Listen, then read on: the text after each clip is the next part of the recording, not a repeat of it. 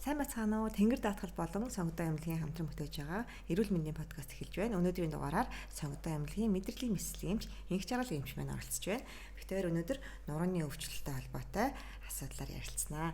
За тэгэхээр миний лав эргэн тойронд байгаа хүмүүс бүгдээрээ л нурууны өвчтэй. Би ч нурууны асуудалтай гэмтэл авч ирсэн. Тэгэхээр хүн болгоны ингэ нуруу өвддөг болчиход байна. Тэгэхээр нуруу маань угаасаа ингэж өвддөг эрэхтэй юм уу? Эсвэл ямар ерөн зарчмаар ажиллая? Яагаад ингэж өвдөд идэм болоо? За сайн байна. Энэ өдрийн мэндийг хүргэе. За таны хэлдэг үнэ нурууны өвчлөл бол үнэхээр одоо олон өвддөг их хөрөнгөнийг хамарсан. Энэ бол энэ бол яагаад тэгэхээр нэг олон жилийн судалгаа харуулбал ерөнхийдөө амьсгалын дээд замын одоо өвчлөлийн дараа ордог. Дараа одоо хүн амьдралын туршид ороо 2 удаа ямар нэг шалтгаангүйгээр нурууны өвдөлтийг одоо мэдэрдэг гэж үздэг. Хүн болгоо ханид өвдөгчд нуруу бол өвдөх тодорхой юм байна. Нуруу бол ерөнхийдөө хамгийн багадаа л амьдралын явцад 2-оос шуудаа өвддөг гэж үздэг. Тэгээд яагаад нуруу маань ингээд их өвдөд байдгийг хэр энэ болохоор нөгөө хүний хамгийн бага нь одоо суур баган тулуур хэрэгтэн гэдэг утгаараа хүний өдөр тутмын үйл ажиллагаа, гадны хүч нөлөө, гэмтэл өөрийнх нь одоо амьдралын хэмээгээс шалтгаалдаг болохоор ерөөдөө их өвчлөл ихтэй байдаг. За яагаад бүслэгийн нуруу болон хүзүүний хэсэг бол хамгийн их өвчлөлд өртөж өөрчлөлтөнд ордог гэсэн үг. Тийм шүү дээ. Энэ уус нуруугаар өвдөн гэж юу байхгүй шүү дээ. Тийм бүслэгийн нуруу гэж ярина. Тэгээд хүзүү нуруу. Хүзүүний нуруу болон бүслэгийн нурууны хэсэг яагаад хамгийн их өвчлөлд өртдөг вэ гэхээр энэ хоёр маань хамгийн их хөдөлгөөнд оролцдог. Хамгийн их одоо даац одоо их одоо хүлээж авдаг хэсэг гэж үздэг. Тэгээд тийм болохоор энэ хоёрын өвчлөл бол ерөнхийдөө их байдаг, өндөр байдаг. За тэгээд энэ дотроо өвчлөл дотроо бол нуруу маань бүслэгийн нуруугаа жишээ олгоо ярихад бол одоо хурц архаг өвдөлт, булчингийн өвдөлт, үений өвдөлт тий одоо тэгээд жирвч үе, дискний гаралтай өвдөлт гээд олон янз байдаг болохоор давчхондоо би бол бас яриад ингээд базаад яриа авчи тий. Тэгэхээр нурууны дискний одоо өвдөлт ч юм уу дисктэй холбоотой асуудалтай хүмүүс ер нь аяг байгаад байдаг шүү дээ. Диск нь урсцсан ч юм уу одоо яа нөгөөх нь мэдрэлээ дарцсан гэдэг шүү дээ. Ер нь тэр диск чи яаж ирүүл гэдэг ямар зарчмаар ер нь ажиллах хэрэгтэй юм бэ? Нурууны диск маань. Тий, ер нь нурууны жирвч буюу диск маань өөр хамгийн их одоо нурууны өвчлөлт хамгийн их одоо хувийг эзэлдэг. Нурууны хаалгаанд орж байгаа улсуудын ч ихэнх хүн дандаа дискний өөрчлөлтийн улмаас хаалгаанд ордог. Тэгээ диск гэдэг маань нурууны жирвч гэдэг нь өөрөө нөгөө нурууны үеийн завсар байдаг. Одоо жирвч ид байгаа. Тэр маань болохоор ерөнхийдөө хөвчлэн шим солилцооны өөрчлөлтөнд орсон улмаас зүлхэлт үүсдэг. Тэгээ зүлхийгээд хойшоо нугасныхаа өнд рүү зүлхийхээрээ нөгөө нугасаа шахаад юм уу нугасаа дараад мэдрэлээ дараад тэгээд хүн өвдөлт болон мэдрэхүйн алдагдал үүснээс хаалгаанд орж таардаг. Тэгвэл бол мэдээж жирвч одоо нурууны диск зүлхийсэн болгон бол хаалгаанд орохгүй л дээ. Тэр бас тодорхой нөгөө дискний үе шаттай холбоотой. Хоёрдоорт нөгөө хаалгаанд орох нөгөө заалт гэж байдаг. Тэр заалтантай хүрсэн тохиолдол орно. Тэрнээс биш болоо диск зүлхийсэн болгон бол хаалгаанд орсноо гэж ойлгож болохгүй. Сая таны ярнаас тэр шим тэжээлийн дутагдал гэж шим солилцооны дутагдал гэж. Тэгэхээр чи одоо тэр бид нар одоо нөгөө хоньны мах идэхэр ингээл өнгөр шиг юм бид чинь жирвч үлээ. Тэрний шим тэжээл хаанаас авагддаг? Ер нь бол тэрийг одоо тэрний одоо солилцоог нь сайжруулад одоо шим тэжээлийн шим солилцооны шим солилцооны өөрчлөлт шим солилцоонд одоо солилцооны өөрчлөлт оруулахгүй хандлт юу яах хэвээр вэ? Шим солилцооны юугаад одоо шим солилцооны өөрчлөлтийг тэрийг бол яг нөгөө олон улсын нэршил degeneration change буюу дегенерац өөрчлөлт гэж ярьдаг. Тэгээд энэ диск нурууны жирвч диск маань өөр их онцлогтой. Өөрөө юм одоо нас бийг үтсэн үний диск бол цусан хангамж болон одоо мэдрэхүй гэж байдаг. Тэгээд одоо цусан хангамж мэдрэхүй байхгүй болмаас их дүлий. Одоо тэгээд нөгөө өөрчлөлтөнд одоо ингээд орох явцдаа ерөөсөө хүнд мэдэгддэг гэсэн үг. Тэгж байгаа л одоо өвдөөл ингээд бүр өвдөлт ихсээд эхлэнгүүд үзэхэд л алидийн одоо өөрчлөлтөнд орцсон байх жишээ нь. Тийм болохоор ерөнхийдөө бол урьдчилан сэргийлээд юу н үзүүлээд байх нь бол хүнд бол илүү эртхэн онцлогдох те ямар төвчөнд байгаа гэдгийг бол мэдэх нь их чухал. За диск маань өөрөө нурууны жирвч маань өөрөө мэдрэлийн систем гэж байхгүй, цусны систем байхгүй. Хаанаасаа шим тэжээлээ авдیں۔ Гэхээр ерөөдөө яснаас шар усны одоо шар усныг ингэж одоо нөгөө хасах цэнгээр хөдөлгөөн хийж ич тэр диск маань өөрөө ингэж яснаас шар усыг ингэж эрдэстэй авч өөрөө ингэж тижигддэг сонин одоо бодисын солилцоо тэгж одоо хангадаг тийм хэд байгаа юм. Ямар учиртай ингээд одоо жишээ нөгөө хасах цэник даралттай. Тэгээд нөгөө хүн чинь ингээд хөдөлгөөн хийхэд тэр хөдөлгөөний одоо хүчээр ч юм уу те одоо тэр нөгөө хасах цэник хасах даралтны нөлөөнөөр одоо яснаас шар усыг ингэ сорж авч одоо ингэж тижэл авдаг их сонь. Тийм болохоор энэ хөдөлгөөн одоо хийх те тогтмол хөдөлгөөнтэй байх одоо удаан суухгүй гэдэг юм одоо учир нь ерөөсөө урьдчилан сэргийл учир нь ерөөсөө л юм. Ерөнхийдөө нэгсэндээ өөрчлөлтөөс одоо шим солилцооны өөрчлөлт орохоос урьдчилан сэргийлэх хэмжээ ерөөсөө л дасгал хөдөлгөөн тогтмол хийх нь л маш чухал. Тэгэхээр яг одоо ингээл хөдөлгөх урагшаа хошоо ингээл хөдөлгөхөд баг ингээл яснаас одоо шар усаа ч юм уу тийм тэжээлээ сороод аваа. Багаар ч яг тийм тодорхой маш жижигхэн хэмжээгээр ингээд сорж авсан солилцоо тийм шар усны чингний солилцоо явагддаг л гэж үү. Тийм ээ. Тэгэхгүй нөгөө хүмүүс чинь нөгөө тэгээд хөдөлгөөн ингээд сууж чаар чинь шим тэжээлгүй болчихно гэсэн. Шим тэжээлгүй яг хөдөлгөөнгөө удаан суунгууд нөгөө нуруунд тэр жирэгчмэн дээр ирж байгаа даралт их бол юм байна. Ихсэн. Тэнгүүт л нөгөө нэг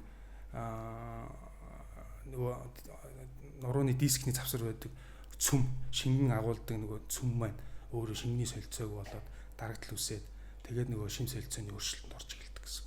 Тийм болохоор удаан суух чинь өөрөө их тийм одоо нурууны өвчлөл үүсэхэд их нөлөөлж байна гэж байна. Тэр нуруу яг нөгөө юугээ одоо нурууны тэр хоорондоо диск шимтжүүлээд татаж авах та одоо эсрэг цэник эсрэг даралтын нөлөөгөөр хасах даралтын нөлөөгөөр гэдэг чинь нөгөө шипризээр саруулж байгаа юм шиг тайлбарлаад өгөөч. Тэр чинь аюу тайлбарласан. Тий одоо нөгөө хасах даралт гэдэг нь юу хэлээд байгаа юм? Хасах даралтын нөлөөгөөр гэдэг нь юу гэх нөгөө шипризээр ингээд нөгөө тариацаад ингээд тийм бүгд зүрийн бүглэл тариаг ингээд сордог шиг л тийм хасах даралт үүсэл. Тэнгүүт нөгөө нэг нурууныхаа их бие буй яснаасаа шар ус одоо ингээд сорих тийм шингэнээ нөхч идэг тийм. Тэгээ шингэнээ нөхөхөөр тэр чинь нөгөө эрүүл байх одоо дискний эрүүл байх нөхцөлийг бүрдүүлждэг гэсэн үг. Тэгээд нөгөө шим солилцоо буюу дегенерацийн өөрчлөлт чинь болохоор тэр шингэнээ алдчихсан аль хэдийн хат уртсан диск. Тэнгүүт л нөгөө хүн чинь мэдээж хүн өдөр болгон хөдөлгөөн хийхгүй гэж байхгүй шүү дээ. Хөдөлн босно өдөр болгон явдаг чинь нэг өдрийн юм яриаггүй тий. Олон одоо жилийн юм ярьж байгаа. Тэгэл тэр хугацааны явц чинь нөгөө даралт ирэнгүүт л нөгөө шингэнээ алдсан хат уртсан диск чинь шууд зүлхэлт үсэл тэгэл нугасынхаа суугийг дараа авчдаг. Тийм ээ. Тэгэхээр сүүлийн үед одоо нурууны өвчлөлөөг дасгалаар имчилдэг болцсон. Ер нь л тэгээ мессэлд орохгүйгээр дасгал хийгээл идэх чинь шүү гэж тэгээд идэг штеп. Энэ юу нэхэр ор үндэстэй яриавэ. Ийм байх ер боломжтой юм уу? Сүүлийн одоо жилүүдэд шинжилгээ ухаан болон дасгалыг бол бас үр дүнтэй байна гэж судалгаанд бол үр дүнгууд гарч байгаа угаасаа одоо хүртэл бас зарим судалгаанууд явж л байгаа юм билэ. Ер нь бол дасгал маань өөрөө бол яг эмчилгээ гэхээсээ илүү нурууг бол одоо өвдөхгүй удаан барих гол одоо өвчлөхүй болчиход байгаа. Тэр булчингийн хөгжүүлэл нөгөө ясан дээр өгөх даралтын ч юм уу багасч ин гэсэн үг үү? Тэгээ ерөнхийдөө бол яг нурууны өвчлөл маань өөрөө олон шаттай гэдэг байгаа тий. Тэгээ ерөнхийдөө яагаад энэ нурууны өвчлөлтөө усууд ингээд дасгал сайн хийгээд зүйлээд байгаа юм гэхээр нэгдүгээрт нэгэнд нуруунд ингээд анатомийн боيو эмгэг өөрчлөлт үүсчихээр тэр бол эргэшгүй өөрчлөлтүүд болчихдог байхгүй. Эргээд одоо зүгээр болно гэсэн ойлголт байхгүй. Тэгээ одоо тэр дискний өөрчлөлт орцсон тэр шим солилцоо буюу дегенератив өөрчлөлт орцсон дискнүүд бас эргээ зүгээр болно гэж хизээч байхгүй. Нэгдүгээрт бол тэр үе бол нэгд өөрчлөлт орцсон. Одоо хоёрдугаар үений хөшөөлтөд тэр давхар явагдчихсан. Дээр нь бол одоо тэгээ гадны жижигхэн механик гимтэл хүчин зүйлүүд нарт нөлөөлдөг. Тэгээ нэгд ингээд эн чи эргээд зүгээр болохгүй юм чинь энийг хөдөлгөөн хийснээр одоо тэр нурууг өвдөхгүй одоо өвдөхгүй байх одоо гол юу болчиход байгаа юм л да. Түлхүүр дасгал сайн хүн хийснээр өвдөхгүй барьж гинэ л гэсэн. Тэрнээс биш яг дасгал хийгээд тэр дискийг эрүүл болгож байгаа юм биш. Тэр нурууны одоо деформац өөрчлөлт орцсон үеийг эрүүл болгож байгаа юм биш. Хамгийн гол нь буцдаггүй. Хамгийн гол нь нөгөө дасгалаа хийгээд нуруугаа өвдөхгүй бариад тахын л маш чухал. Тэгэхдээ яг нэг өвчтөн маань одоо эмрайн зурганд ороод нурууны нийлээ дискний өөрчлөлтөнд орчихсон. Нилээн түлхийдсэн. Тэгтээ бол арай хагалгаанд орох хэмжээний биш. Тэгээд тэр хүн маань дасгал сайн хийгээрээ өвцсөн үедээ им уугаад физик хэмжлэгийн яваараа гэдэг ингээ зөвлөгөө явуулсан чинь тэр эмэгтэй хүн маань маш сайн дасгал сайн хийсэн л дээ. Йогд явдаг, бассейнд явдаг. Тэгээд 3 4 жилийн дараа Имран зургийн давтаад үзсэн чинь тэр диск бол бас тодорхой хэмжээгээр багассан байсан. Тэгээд би бас их сонин кейс байна гэдээ нэлээд асуусан. Ямар дасгал хийсэн, юу хэрэгэлсэн гэдээ асууж ирсэн. Бас нэг өвчтөн бас нэг тийм яг энтэй адилхан кейс тохиолдол бол үүсчихсэн. Тийм болохоор дасгал хөдөлгөөн сайн хийх юм бол бас тодорхой хэмжээний үр дүн бол гардаг нь бол илэрхий яваад байгаа. Тийм болохоор би бол дасгал хөдөлгөөнийг сайн хийж гэж зөвлөдөг. Йог ч юм уу одоо бассейн бол мэдээ сайн гэдэг. Гэхдээ дасгал спорт дотроо бас яг нөгөө ялгаатай байгаа тийм. Ялгаатай. Яг нөгөө хитрүүлжлэхгүй тийм.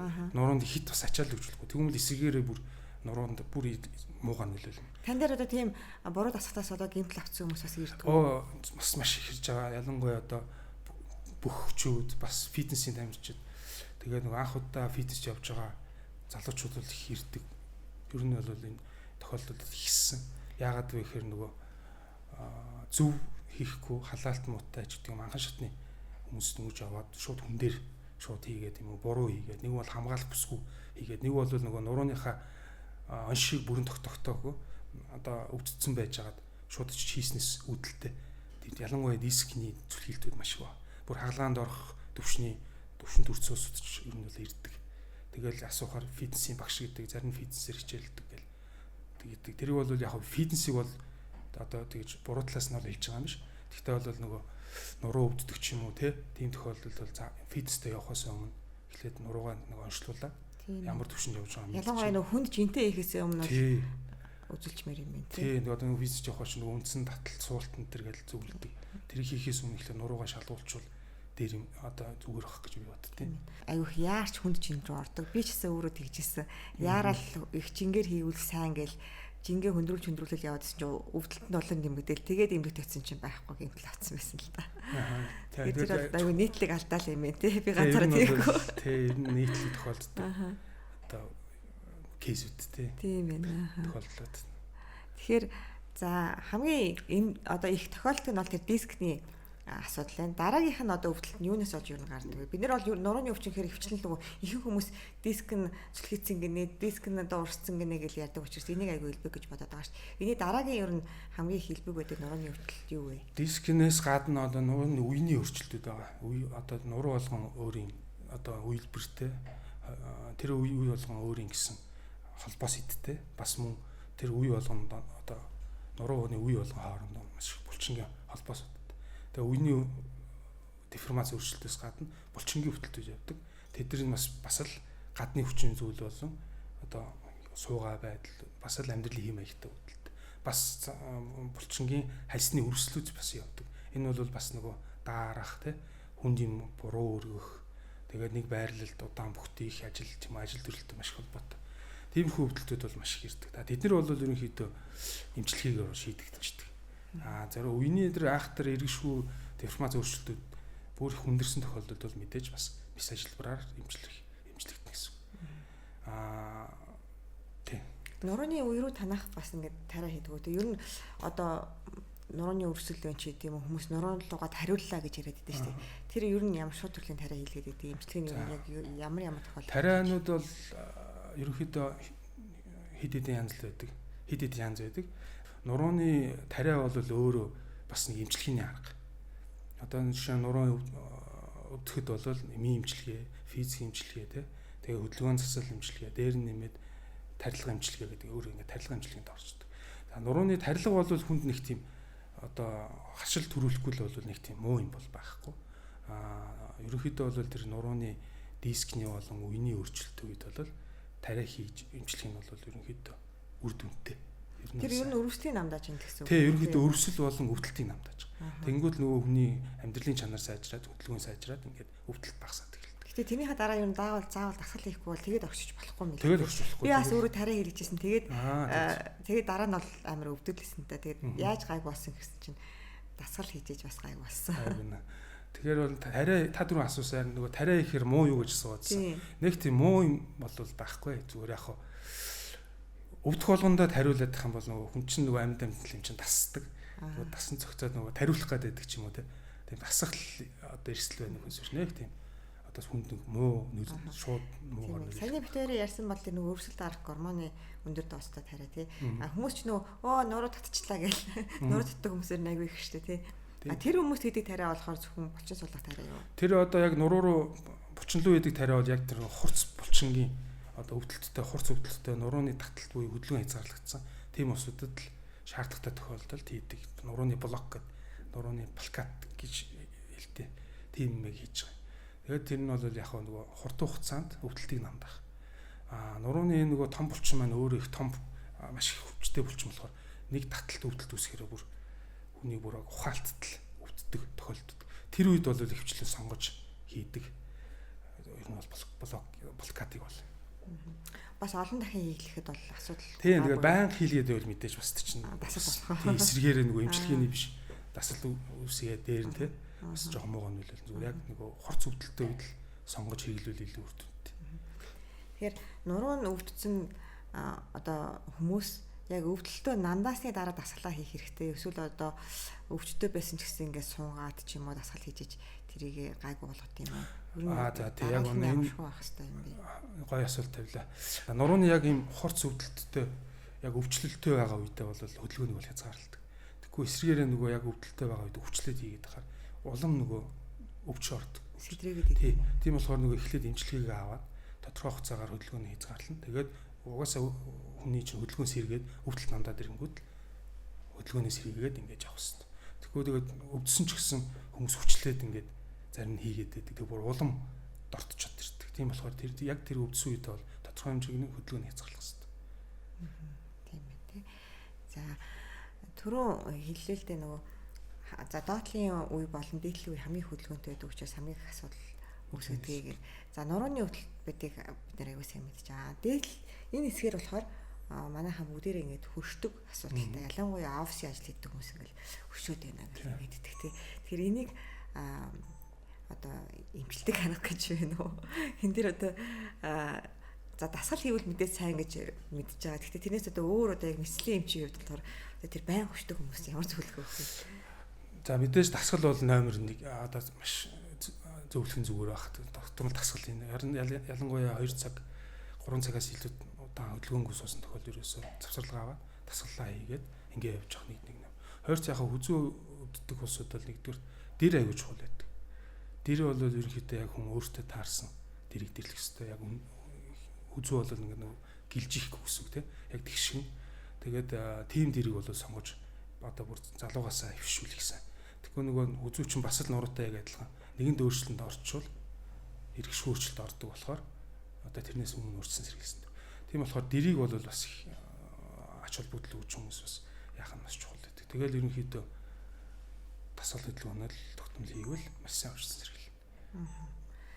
За тэгвэл манай улс чинь нөгөө өвөлтөө алтрахаа болгоо ихтэй. Хүмүүс аягүй халтарч унаад ахар сүлээ угуулах тохиолдол гардаг шүү дээ. Тэгэхээр ахар сүлээ угуулсан хүмүүс одоо хүмүүсийн нэг яриад шүү дээ. Энийгээ салах явчдаг. Эсвэл ахар сүлээ угуулсан бол жимсэн болоход асуудалтай болчдөг ч гэдэм үү те. Энэ дээр яг эмч хүний хувьд нэг үнэн хариулт өгөөч. Ахар сүлээ угуулчаар үнэхээр энийг хинэдэг болчих тийм үү? Эсвэл бас жимсэн болоход асуудалтай болдог. Ахар сүл чинь өөрөө бас яг нурууны төгсгөл хэсэг бас мэдрэл аягүй их байдаг болохоор бас аягүй өвдөлт мэдэрдэг хүмүүс ингээд угуулчвал. Тэгэхээр хүн нөгөө нэг дээр үес нэг ярваагаад ингээд инээц юм шиг ийм болохоо ийм байдалд ордог болохоор хүмүүс нөгөө инээгээд идэг гэж хочлуулсаар одоо тийм өвдөд байгаа юм шүү дээ. Тэр инээж байгаа юм ерөөсөө биш тийм. Чинь амар өвдөлт өвж байгаа. Дээр нь тэгээд нөгөө ярвааж байгаа. Тэрийг л нөгөө инээж ийн гэж андуураад байх. Ахар сүлээ бол хугалцсан болгон бол дагалгаанд орно гэсэн үг биш л дээ. Тэр ахарын байлаас шилтгаан. Зарим зүгээр ингээд нэг хугараад хэлбэрээ алдах төдий идэгцсэн ч байдаг. Тиймэрхүү гэмтлүүд бол зүгээрээ гайгүй тэгээд төрч мөрөхд бол асуудал нэг багчгүй баг. Зүгээр яг ахар сүлээ хугалцсаас нөгөө төрөх эмэгтэй хүмүүс одоо төрөх явцад нөгөө ахар сүл эргэж өвдөд идэг. Тэр л жоохон юутай баг. За нурууны өвчтөй хүмүүс айгүйх массажинд ордог.